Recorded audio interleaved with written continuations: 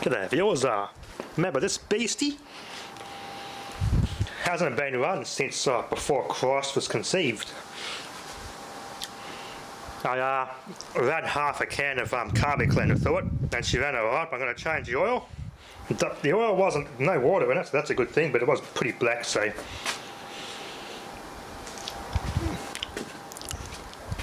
pretty old oil. No moisture in it, but it's getting changed anyway.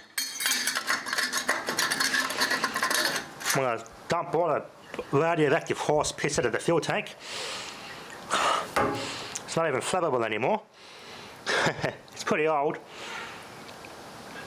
The fuel filter's gone.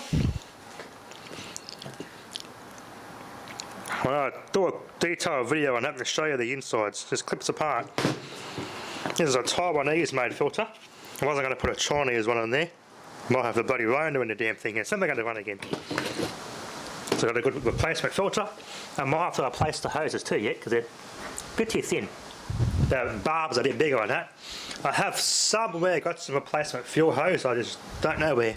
I'm pretty confident I have. I don't know. I'll work something out. But yeah, it's just a good beastie. I'm going to made some improvements to the battery mounts because they're metal too close to the terminal posts. It's a disaster waiting to happen.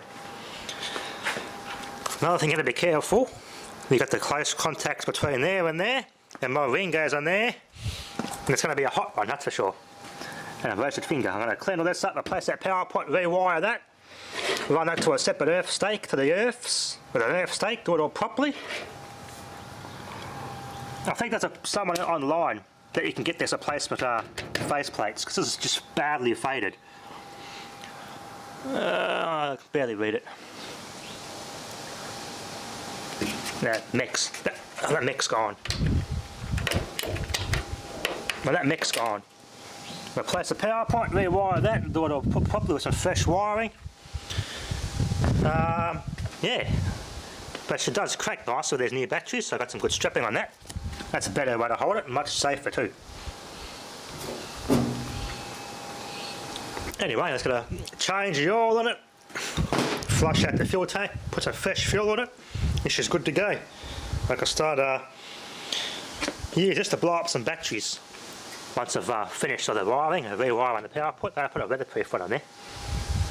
Anyway, it's a quick little update with what's been happening lately, and yeah, thanks for watching. Okay, viewers, well, I got this thing apart.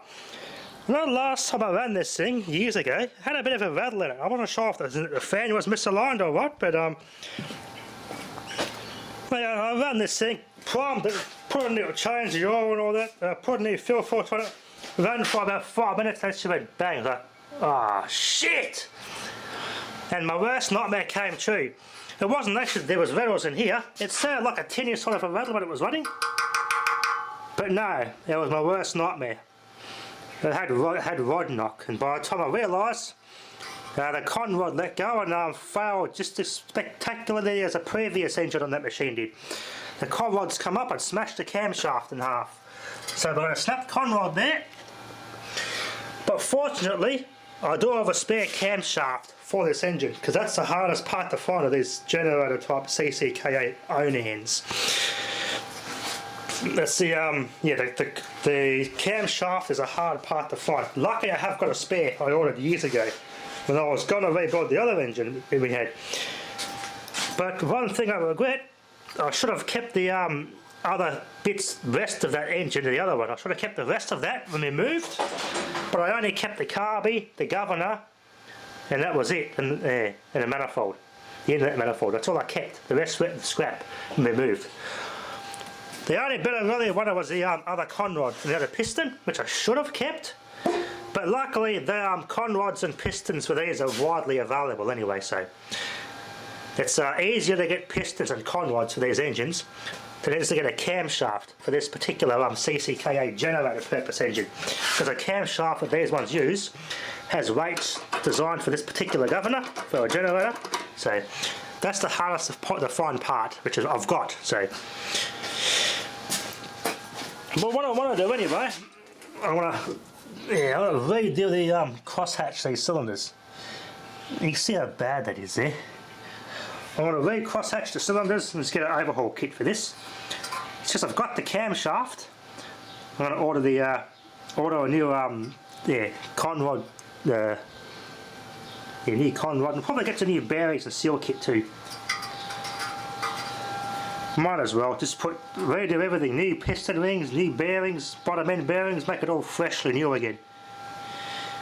Because I just noticed, that's all on there. But by the time I realised what the rattle actually was, it didn't actually sound like a rod knock, but it was.